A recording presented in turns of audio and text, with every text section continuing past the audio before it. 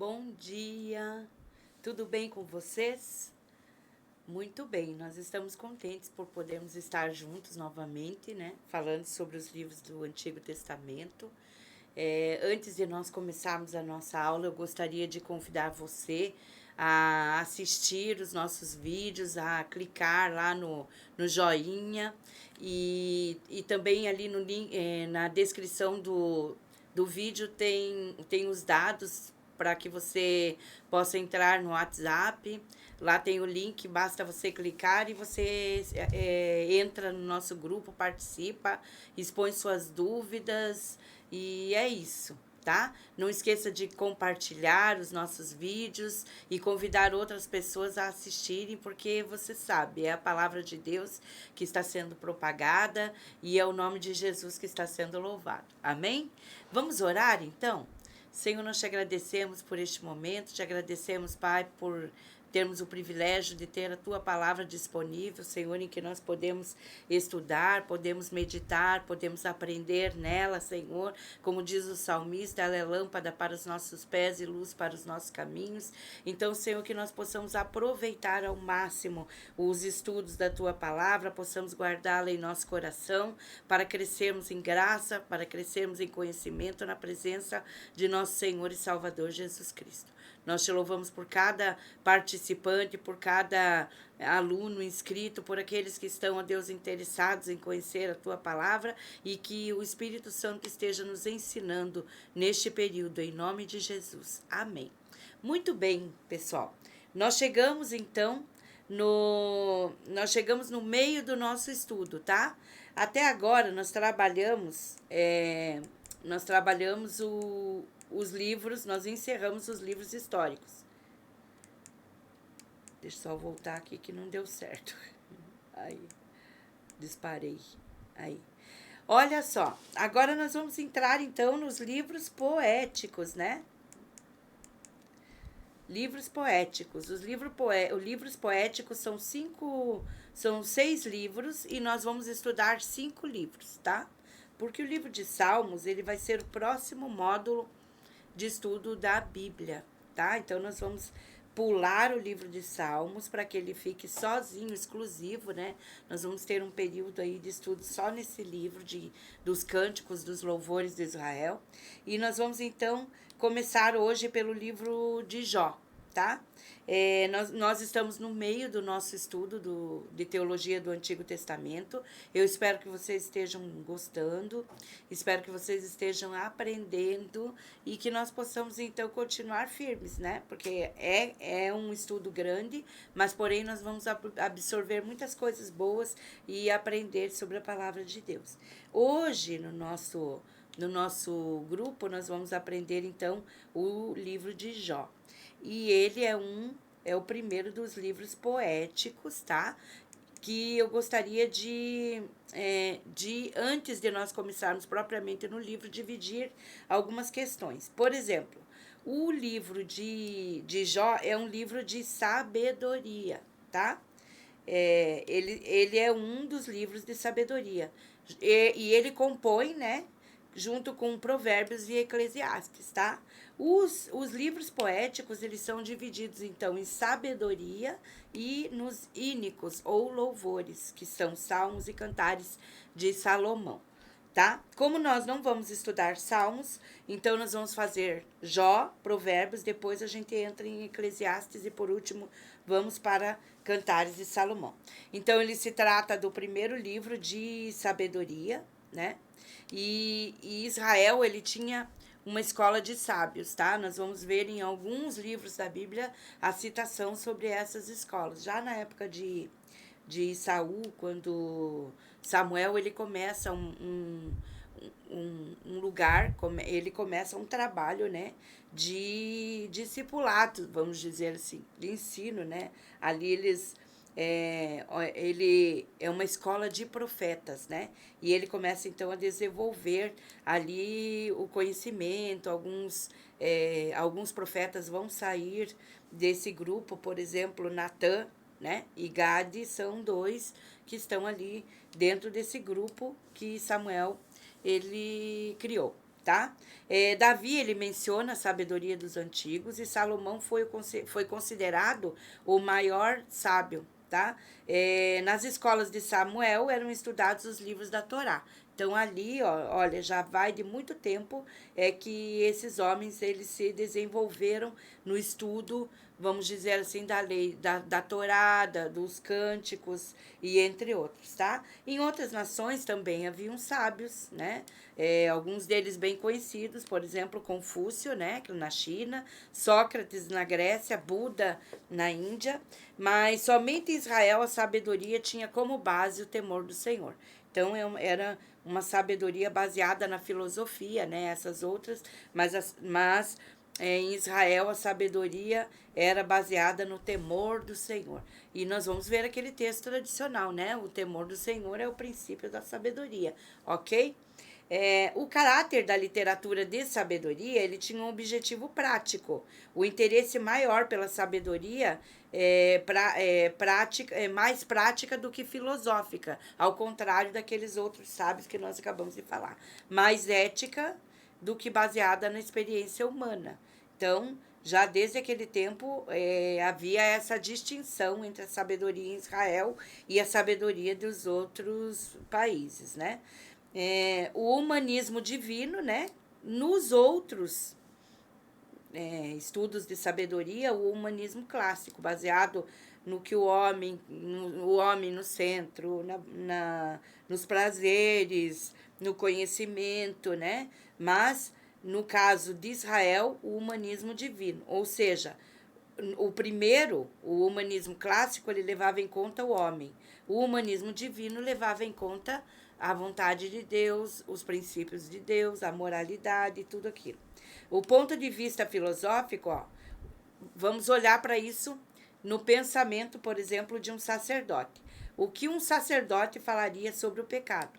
Ele falaria que é profanação. O profeta diria é pecado, né? Dá nome aos bois. O sábio é loucura. E nós vamos ler muito disso nos livros que nos acompanham agora, que são os livros de sabedoria. Então, o próprio Salomão, em vários momentos, ele vai falar é loucura, né, dos homens, a sabedoria de Deus. E aí nós vamos, então, trabalhar um pouquinho sobre o livro de Jó, ok? Todo mundo conhece Jó, todo mundo fala em Jó, e inclusive no secularismo a gente vê por aí, esse aí tem uma paciência de Jó. E realmente, Jó foi um homem muito paciente. Então, nós vamos trabalhar um pouquinho sobre a história de Jó e como que procedeu o livro, né? Como que ele foi formado, como que ele foi desenvolvido. Vamos ver, então? Então, existem muitos possíveis autores para o livro de Jó. Jó é um deles, Eliú, que é um dos amigos, Moisés, Salomão ou Jeremias. Então, tem várias opções. Os preferidos são Moisés e Salomão, e nós vamos discorrer por que isso. Então, o Talmud, que é aquele documento judeu, né, que fala da tradição judaica, ele atribui a Moisés pelo fato de ter vivido 40 anos no deserto próximo a Midian. Baseando-se na composição de Eclesiastes, muitos rabinos e eruditos atribuem o livro a Salomão. Então, aqui nós vemos os dois preferidos, né? Por que eles defendem, né, a autoria desses dois homens. Qual que é o cenário histórico dentro do livro de Jó? Então, vamos ver aqui, ó. A data dos acontecimentos, então é do período patriarcal. Período patriarcal, vocês sabem, Abraão, Isaac e Jacó, né? A historicidade do livro, ele era um habitante de Uz, então tem nome, tem região, tem tudo para ser um livro que muitos pensam, uma lenda de Jó, uma parábola. Não. Ele tem vários itens que são importantes para comprovar que Jó existiu e que essa história é verídica, tá? Então, habitante de Uz, ele é citado 4 vezes por Ezequiel, tá? Tiago 5, do 10 ao 11, menciona o sofrimento e a paciência de Jó. E o cenário patriarcal dos acontecimentos, então, o modelo patriarcal, aquele que o pai era sacerdote da família, que ele consagrava os filhos, que ele realizava as cerimônias ali de casamentos e tudo. Então, tudo isso focado, né, nesse modelo patriarcal, ou seja, a historicidade de Jó está nesse período. A idade avançada de Jó também combina com o período patriarcal. Ele viveu 140 anos após a tragédia, ou seja, Jó deve ter vivido muito tempo. Alguns dizem o dobro de 140 anos, tá? Então, esse número de anos também combina com o período patriarcal de Abraão, Isaac e Jacó. A data que o livro foi composto já são outros 500, né? Então, com base nos argumentos de que foi Moisés ou Salomão, a revisão que teve esse livro, ele é discutido que ele teve uma revisão linguística posterior. Então, o princípio do século XV ou X a.C., tá? O período em que ele foi escrito. A posição geográfica usa um lugar ao leste de Edom, noroeste da Arábia, 240 quilômetros a leste do Mar Morto, e Elifaz, o temanita, é possivelmente um dos netos de Esaú, tá? Então, olha aí, ó, confirmando o período que esse livro, que ele aconteceu e que ele foi escrito, tá? Vamos ver o cenário religioso? Olha lá.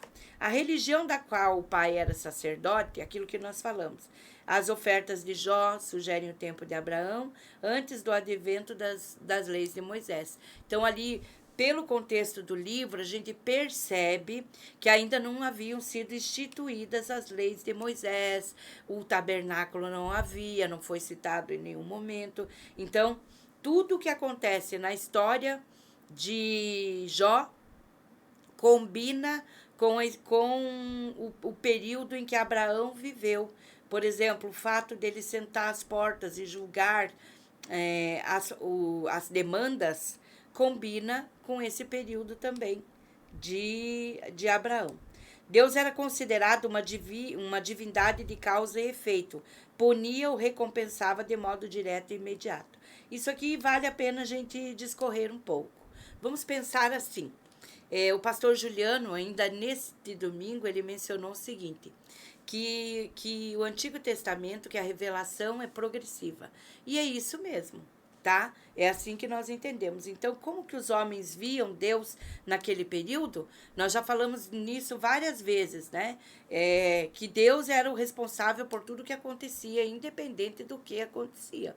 Então, se era bom, foi Deus. Se era mal, foi Deus, porque Deus nós vemos lá no Egito, por exemplo, um dos casos, né, em que se atribui que aquele anjo da morte foi Deus quem liberou. Então, assim, a gente vai verificar isso, que era um pensamento daquela época, que Deus ou ele punia ou então ele recompensava e pronto. Então, ali, nós vemos aqui um pensamento que vale a pena a gente refletir sobre isso. Olha, a opinião errada a respeito de Deus deu aos 3 amigos uma opinião equivocada de Jó e o seu sofrimento, e promoveu uma opinião equivocada sobre eles mesmos. O que será que isso está querendo dizer para nós? Então, o pensamento dos amigos de Jó era exatamente esse que nós vemos aqui. Uma divindade que punia ou recompensava. E por isso eles olharam para Jó e eles começaram a insistir com ele sobre o que ele tinha feito de errado para ele estar sofrendo. E aqui nós vamos ver, então, que Deus permite esse livro, e uma das questões aqui a serem abordadas é justamente isso. Então Deus, ele é radical, ele castiga, ele destrói, e onde está a misericórdia de Deus dentro desse contexto? Nós vamos olhar para isso nesse livro, certo? O cenário religioso ainda, produziu um ponto de vista falho sobre a maneira de Deus salvar e amadurecer os indivíduos. Não conheciam a misericórdia de Deus e a sua graça aos indignos, ou seja, é ímpio, Deus vai exterminá-los. Era esse o pensamento que ocorria aqui nesse livro. Daí o julgamento dos amigos, né, de Jó, por não aceitar o juízo para o seu sofrimento, considerando uma blasfêmia. Então eles julgam que Jó é orgulhoso, que ele que ele se acha maior do que Deus, né? Quem é você para discutir sobre isso? E se Deus quer te julgar, e se Deus quer te disciplinar, você não está aceitando, Jó. Olhe bem, pense nisso, né? Então é interessante quando a gente olha para esse debate e percebe que tudo isso vai ser usado por Deus para corrigir o pensamento dos amigos dele e todo o contexto ali cultural e religioso daquele momento.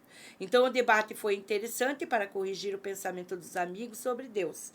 E quais são os objetivos deste livro? Mostrar como Deus usa a prosperidade, bem como a adversidade, para amadurecer o seu povo. Então, aquele pensamento de que se eu for bom, Deus vai me deixar rico, existia nesse contexto aqui. Perceba que os amigos de Jó, eles falam por ele ter perdido suas propriedades, né, seu gado, perdido sua família. Então ele está olhando para esse objetivo aqui, ó. E o objetivo específico, mostrar a grande sabedoria de Deus sobre Satanás e como ele pode usar os ataques de Satanás para o cumprimento dos seus objetivos e o bem do seu povo. Nós não vemos isso apenas em Jó, tá? Quando nós olhamos toda a Bíblia, nós vamos ver que Deus sempre está ali, que Satanás vem, que ele toca, que ele tenta destruir o povo, mas que Deus sempre intervém. Outro objetivo, Deus ocupa-se com o seu povo, não com as regras mecânicas, mas com misericórdia e graça. E isso é importante, principalmente quando a gente olha os amigos, né? Todo mundo que olha, assim, que passa por sofrimentos, fica pensando, por que eu estou passando por isso? Deus está aprovando? Foi Deus que fez isso comigo? E aí nós podemos então olhar para tudo isso e ver que sempre Deus opera em misericórdia e graça, mesmo no Antigo Testamento, mesmo num período de leis, certo? Vamos lá. As contribuições do livro de Jó. Ele é impressionante como o livro de Jó tem algumas comparações com Esther. Vamos observar algumas? Ó, em Esther, o herói pobre passa da pobreza para a riqueza para servir a Deus. Em Jó, o herói passa da riqueza para a pobreza para servir a Deus. Veja que é um contraponto, certo? O pobre ficou rico e serviu a Deus, e o rico ficou pobre e também serviu a Deus. Ao contrário do que muitos pensam, né? Que, não, eu tô rico, não preciso de Deus. Ou eu tô pobre, Deus se esqueceu de mim. Olha isso, que interessante essa teologia para a gente abordar, principalmente nos dias de hoje, né? Ambos ressaltam a soberania de Deus de modo especial. Quer dizer, Deus age independente da circunstância. Não é porque você está em sofrimento, ou porque você está passando um perrengue financeiro, ou porque você está passando por uma enfermidade, que Deus está te castigando. Deus está trabalhando com você, trabalhando no seu caráter, trabalhando no seu crescimento espiritual. A tua conduta em relação a isso também é um ponto a ser trabalhado, porque Deus nos fortalece na adversidade, não é isso? Deus faz com que nós sejamos mais fortes quando nós passamos por lutas. Basta nós olharmos o povo de Israel no deserto. A palavra de Deus vai dizer assim que eles andaram 40 anos e suas vestes não se romperam e seus calçados continuaram firmes nos pés. Olha isso, que importante. Deus cuidando do seu povo. Não faltou comida, não faltou água, não faltou abrigo, porque mesmo no deserto Deus cuidou de todos eles. Isso serve para todos nós, para refletirmos.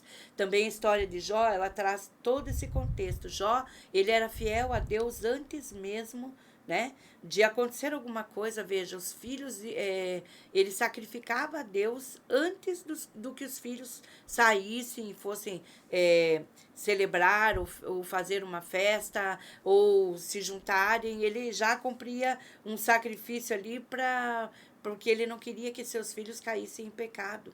Então, assim, Jó era muito devocional, né? Ele era muito de relação, ele cuidava da sua vida, tanto que ele vai ser um alvo de Satanás justamente por causa da sua conduta, certo? Ambos têm um enredo latente, Deus e Satanás lutando por entre as sombras. Então, em Esther, um dos focos que nós falamos, né, é que o nome de Deus não aparece no livro de Esther. Mas quando nós olhamos para esse contexto, nós vemos Deus agindo mesmo que de forma subjetiva. Então, eles jejuam, eles oram, Deus opera, o milagre acontece, o povo é poupado. Da mesma forma, nós vemos aqui que Deus está em silêncio. E mesmo assim, ele está cuidando de Jó, apesar de tudo que ele passa, não é? Apesar da sua experiência traumática, mas Deus cuida dele e no final nós vemos tudo isso ser revertido. Então, em Esther, a luta é internacional e política. Nós vimos sobre isso, né, amados? Nós falamos, por exemplo, sobre o príncipe da Pérsia, o príncipe da Grécia, e nós vimos, então, ali os contextos de luta entre Deus e Satanás nos céus, né, nos ares, e vemos, então, a luta política e internacional acontecendo ali entre Alexandre, entre Assuero. Agora, em Jó, a luta é interpessoal e religiosa. Então, ali existe esse contexto. Como que eu vejo Deus? Né? Os amigos de Jó, eles viam Deus, um Deus que castiga, um Deus que derrama sobre você dinheiro ou prosperidade, a forma como eles viviam naquela época, né? Muito gado, muitas posses, não é isso? Mas, então, é nesse sentido que a luta de Jó ocorre. Ele perde todos os seus bens, depois ele perde a família e ele continua firme. Mas ali se levanta um debate religioso em que os amigos, que são, sabe os amigos, aquele cheio de boas intenções? Sabe quando você vai visitar alguém que está passando por provas e ao invés de você dar uma palavra de ânimo para aquela pessoa, você coloca mais um fardo na cabeça? Foi isso que aconteceu com Jó, né? Ele recebeu as visitas. E o que acontece? Ao invés de eles auxiliar, de orarem com ele, de consolarem Jó, eles começam a pôr em dúvida a sua vida com Deus. Ele é questionado de diversas formas. E quando ele não aceita aquilo que eles falam, então ele é taxado de orgulhoso, de alguém que, você está pensando que está acima de Deus? Não é isso? Então, vale para nós refletirmos sobre esses três amigos, né? Se nós formos visitar um doente, se nós formos visitar alguém que está passando por provas, procurarmos sempre levantar, né, os ânimos da pessoa, interceder por ele, o que às vezes um abraço vale mais do que 1000 palavras, e é isso, né, para nós. Se eu tivesse que tirar uma lição prática desta questão, eu gostaria de lembrar disso, né, de ter empatia quando se trata da situação das pessoas que nós amamos, certo? Ambos retratam a maneira sutil de o diabo procurar destruir o povo de Deus. Então, tanto em Esther como em Jó, nós vemos que Satanás está ali trabalhando, que ele está usando a sua esperteza para destruir aqueles que são importantes para Deus. Mas nós vemos que Deus age, né, como nós falamos, nas sombras, né? Em Esther, o povo de Deus é preservado dos ataques satânicos. E em Jó, o herói é preservado durante os ataques satânicos. Lembram que Satanás vai até Deus? Quando nós falamos de Satanás aqui, é Ra-Satã, no hebraico, né? É o acusador. Então, ele vai diante de Deus e ele diz, claro que Jó está prosperando, que Jó é fiel a você. E você só deixa ele cheio da grana, ele tem prosperidade, ele tem filhos, ele vive uma vida boa, ele tem um status bom porque ele é juiz. Olha isso, colocando em pauta a fidelidade de Jó. Aí nós podemos perceber, olha a importância, né, desse homem que andava com Deus, né, porque Deus permite que Satanás prove a vida de Jó e ele é aprovado, certo? Olha lá, ambos descrevem a derrota de Satanás nas mãos de Deus. Então aqui nós vemos que nos dois casos, tanto em Esther quanto em Jó, se levantaram os inimigos de Deus, no caso Satanás e depois Amã lá em Esther, mas também a gente vê que é o Satanás usando Amã, né, para fazer um trabalho ali para destruir o povo de Deus, a posteridade de Deus, consequentemente a vinda do Messias, porque Satanás, como diz o outro, não dá ponto sem nó. Não é isso? Tudo que ele queria não era apenas destruir Jó ou destruir o povo de Israel, era acabar com o plano divino da salvação. Em Esther, Satanás é derrotado quando tenta destruir o povo de Deus. Em Jó, Satanás é derrotado quando ao tentar destruir a fé divina de Jó, insinuando que o patriarca é egoísta e não um verdadeiro adorador de Deus. Então ele tenta colocar em xeque a fidelidade de Jó e não dá certo, né? Porque Deus abençoa, nós vemos que o final na história é bacana demais, muito bom. Olha lá, o caráter introdutório, o primeiro poético, primeiro sabedoria e primeiro interpretativo. Veja, esse livro ele tem uma questão bem interessante. Ele é o nosso primeiro livro poético e ele é um drama. Primeiro dos livros de sabedoria. Então, ele é, em si, poético, dramático, tem toda uma história, todo um enredo, né? Toda uma, como é que eu posso dizer assim, uma tristeza ali, uma tragédia envolvendo, né, a vida de Jó. Depois a gente vê que ele é o primeiro dos conselhos, né? Porque refletindo sobre como Deus age na vida do crente, na vida do cristão, né?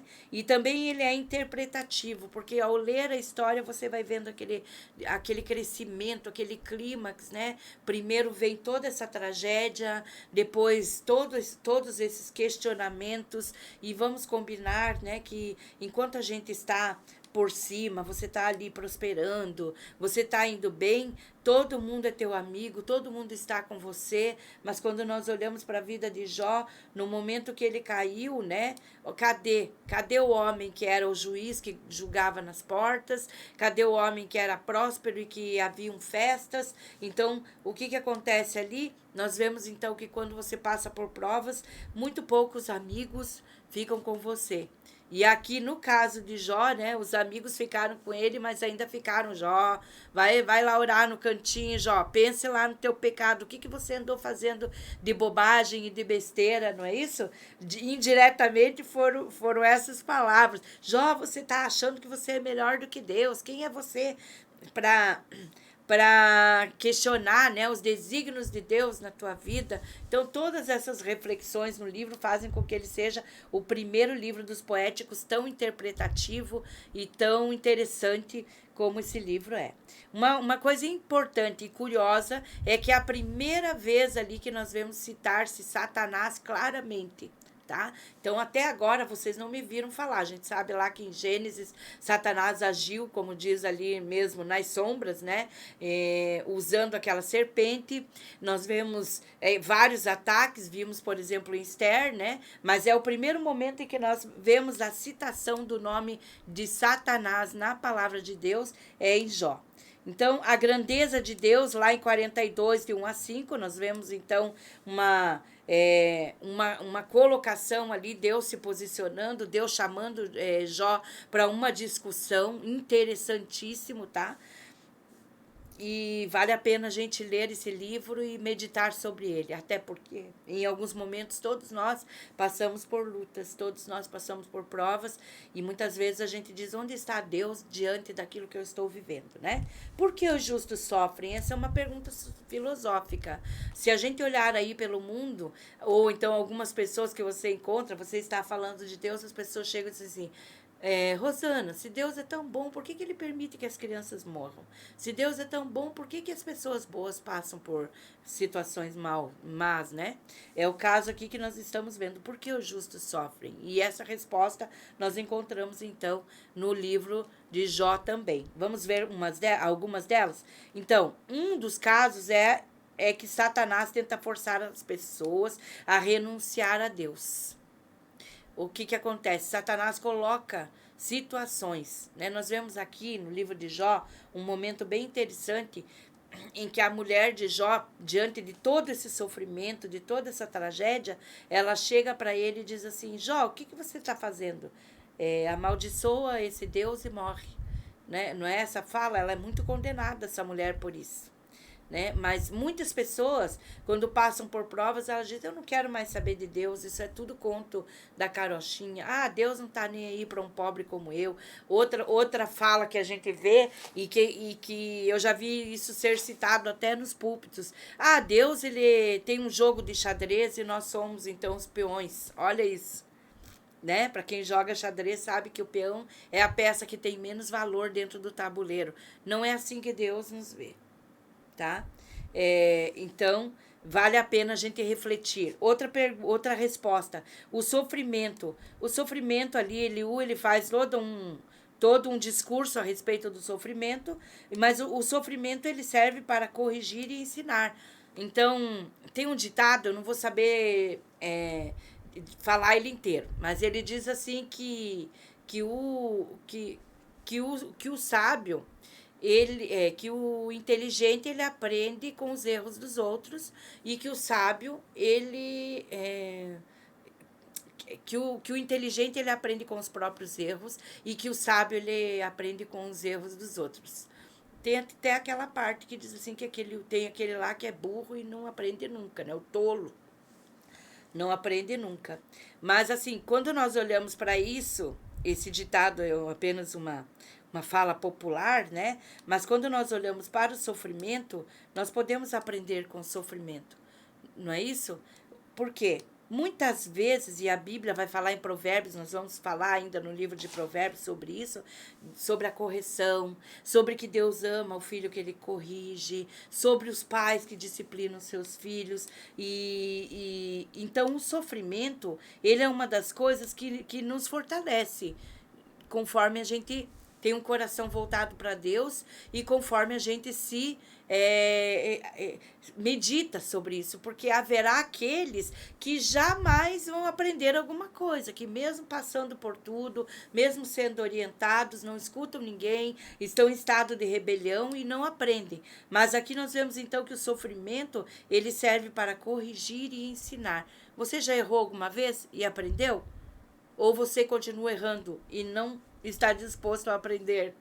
Vale para nós refletirmos sobre isso, né? Os 3 amigos, então, aquilo da religiosidade, né? Deus, ele está ali com o raio prontinho para jogar sobre você quando você faz alguma bobagem. Esse era o pensamento, né? O pastor Bernardes, ele sempre diz que quando ele era coroinha, que o pastor Bernardes, na infância dele, ele foi coroinha. E ele tinha uma visão de Deus, uma percepção de Deus, que Deus estava em cima de uma nuvem, com uma cara muito brava e com o raio prontinho para jogar naquele que fizesse alguma besteira. E é isso que a gente vê mais ou menos aqui, né? Ah, Deus te castigou, Jó, porque você fez alguma coisa e você não está admitindo. Vamos ver mais uma contribuição, mais um pouco, né? Jó, no começo, o sofrimento é para o iníquo e não para o justo. Então, esse é um primeiro pensamento que passa nesse enredo, né? Do Jó, do 6 ao 24 e 7 a 20, a gente vai perceber isso. Então, o sofrimento é para o iníquo, o justo não vai passar por provas. A gente viu que não é assim que acontece. Mais tarde, o processo refinador do divino. Então, eu passo por lutas porque Deus está trabalhando na minha vida. Como o ouro, né? O ouro, para que ele chegue ao nível de pureza, ao nível de valor, né, desejado, ele precisa passar por muitos processos. E esse processo tem a ver com fogo. E quem gosta de passar por fogo. Muitas vezes nós queremos, então, o bem-estar, né? Não é isso? É coisa do hedonismo, do homem mesmo. Ninguém vai dizer, eu quero ser como Jó, ter que raspar o meu corpo com um caco de telha, né? Ninguém vai dizer isso. Mas quando a prova vem, você olhar para isso e entender que Deus está com você, independente do que você está passando, que de tudo isso ele vai tirar alguma coisa boa, então você vai crescer a nível de chegar ao ouro, né? O Senhor... O privilégio que Deus dá ao seu povo para ajudá-lo a cumprir um propósito, refutar a Satanás. Então, Deus, nessa experiência toda, ele usa Jó, ele conta com Jó nesse propósito, né? E eles refutam Satanás, ou seja, vão em uma linguagem alegórica, né? No final das contas, Satanás saiu com o rabo entre as pernas, não é isso? Porque Jó venceu todas as demandas e a Bíblia vai dizer assim que o estado de Jó ele ficou muito mais próspero, muito melhor do que no começo, certo? Então vamos lá. Apelo para confiar quando não entendemos, porque saber o propósito eliminaria o efeito. Deus está trabalhando comigo, com você, assim como ele trabalhou com Jó. O fato do livro de Jó narrar todo esse discurso, não foi apenas Jó que foi abençoado. Jó, ele passou por tudo isso, ele louvou a Deus, ele diz, em um determinado momento, ele diz assim, eu aceitei o bem de Deus, não aceitaria o mal, né? E ele diz, nu saí do ventre da minha mãe, nu eu voltaria ao pó. Então, assim, em nenhum momento Jó diz, Deus, eu não quero mais saber do Senhor, não está valendo a pena a minha caminhada, nada disso. Jó, ele cresce diante de tudo isso, apesar dele ser o homem mais paciente, um homem reto diante de Deus, um homem que vivia em fidelidade. Mesmo assim, Jó ainda pode tirar lições para ele crescer e para ele ser útil no reino de Deus. A gente vê aqui, ó, quando você não entende uma demanda, então quando você não entende o que está acontecendo com você, você já refletiu, você já orou, você confessou os teus pecados, você já se corrigiu com Deus, tá tudo certo? Confie que Deus está no controle e ele vai te tirar da situação que você está vivendo. Então, levar um indivíduo a um ponto em que não sabe o que fazer e só lhe resta depender de Deus para defendê-lo. É muito bom quando a gente está confiante ali, não, eu sei fazer isso, eu sei essa demanda, eu vou superar tudo isso. Mas e quando nós não sabemos o que fazer diante de um sofrimento? Então, nós temos que apenas depender de Deus e confiar que ele vai tirar a nossa vida, vai livrar a nossa vida, vai tirar uma lição, um bom proveito, um crescimento diante de tudo isso. Então, nós vemos também como contribuição no livro de Jó o cenário do trono de Deus, como acontece ali, né? Nós vemos que Deus está no trono e que Satanás chega ali e aí Deus fala com eles assim, de onde você vem? De rodear a terra e passear com ela, sobre ela. E aí ele cita, tá vendo o teu servo Jó? Né? Deus fala com ele, tá vendo o meu servo Jó? E então ele diz, claro que ele é bonzinho para você, você dá tudo que ele quer, você mima o Jó. É isso que Satanás quis dizer. Agora tire tudo que ele tem, eu quero ver se ele vai continuar sendo esse servo bom que você está falando. Então, bem interessante para a gente sondar esse livro, né? Então, a apresentação do grande adversário do homem, o diabo, é como nós falamos, é a primeira vez em que Satanás aparece literalmente em cena, né? Ele é desafiador de Deus. Não subestime Satanás, ele é pessoa real, ele existe, não é conto da carochinha, não é o gibi do Brasinha com rabinho e chifrinho vermelhinho, até simpático aquele desenho, né, do Brasinha, né? Mas ele é uma pessoa real e ele tem um grande adversário, né? Ele não suporta o homem. Tudo que ele puder fazer para destruir a amizade entre Deus e o homem, ele vai fazer. Então, tendo grande poder sobre a natureza e nutrindo grande inimizade contra aqueles que servem a Deus. Claro que Satanás odeia o homem, né? Ele era o cara lá do coral, lá de cima, ele era o cara da adoração e ele foi precipitado, não é isso? Então ele não aceita que o homem foi criado para louvar e adorar a Deus. A inimizade está sendo observada por Deus e restrita ao propósito divino. Então, Deus está no controle. Amados, quando você olha para dentro da nossa realidade, hoje política no Brasil, hoje no mundo, e nós vemos, meu Deus, o secularismo, o ateísmo, né? A filosofia, a racionalidade, as ideologias de gênero e toda a imoralidade que está espalhada na face da terra, pense. Deus está observando tudo isso e isso está restrito até o momento em que Deus dizer basta. Ele está no controle. É isso que nós vemos aqui nesse enredo. Vemos também em 2 Coríntios, né? Que Deus está nesse controle. Os cristãos não devem ignorar esta situação. Então, ore, interceda, dê testemunho, faça a tua parte, seja fiel a Deus como Jó, mas confie que Ele está no controle e nada vai passar incólume. Deus não vai tirar uma pestana e deixar que nós sejamos destruídos. Ele está no controle. Amém, amados?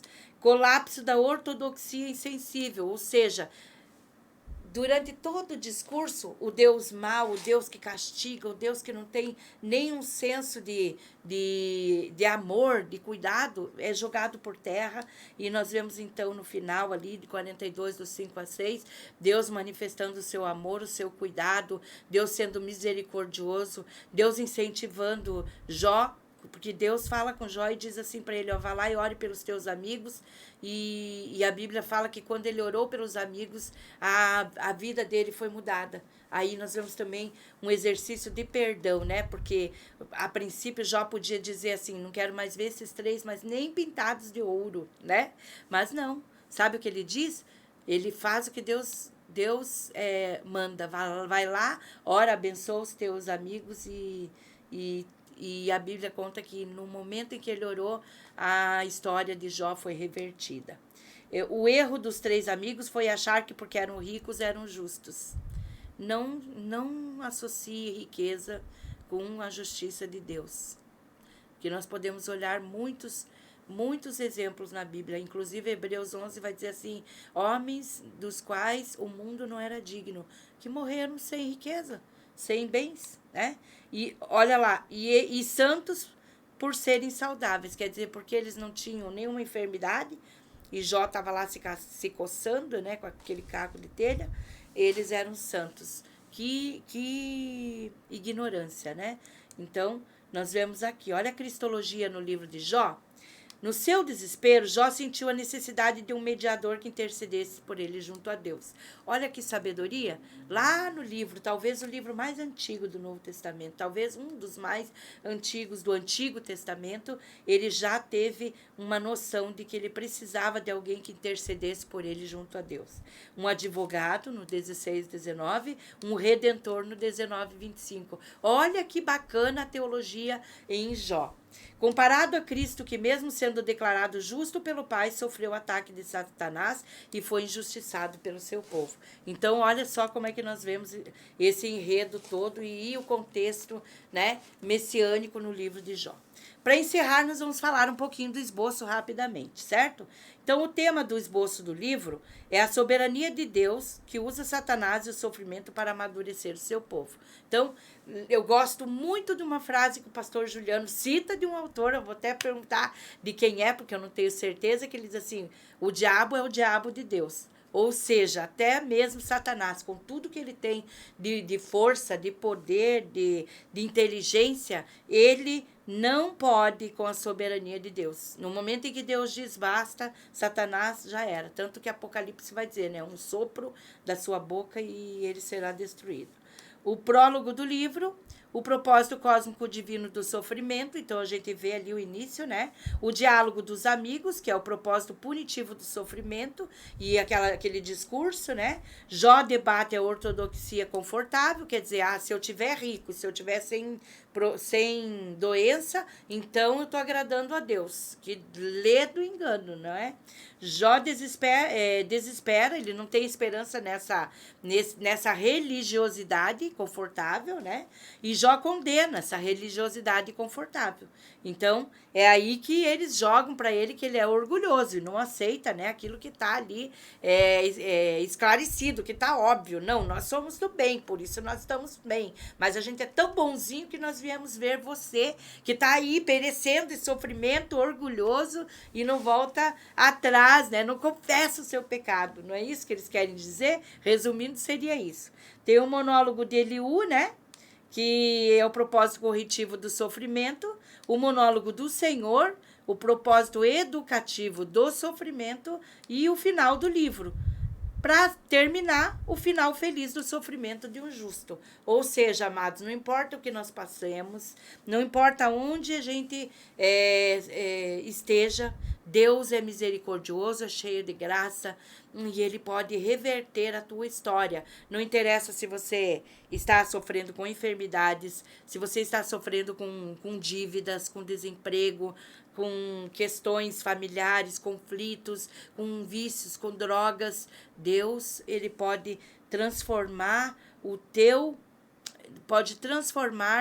destino, pode transformar a tua vida e dar a você uma vida feliz, um final feliz. Tem um texto na palavra de Deus, né, que diz assim que os planos são do homem, mas de Deus é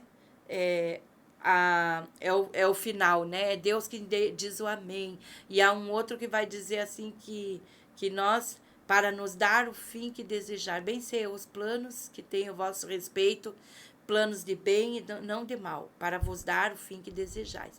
É isso, amado, nós encerramos a história de Jó. Eu espero que a gente possa aprender com esse testemunho, com essa história, aprender com a paciência que Jó teve de esperar no Senhor, de crer que Ele estaria com ele, de clamar por um redentor, por um mediador. E é isso, nós temos todas estas verdades estão implícitas na palavra de Deus e elas são para mim e para você.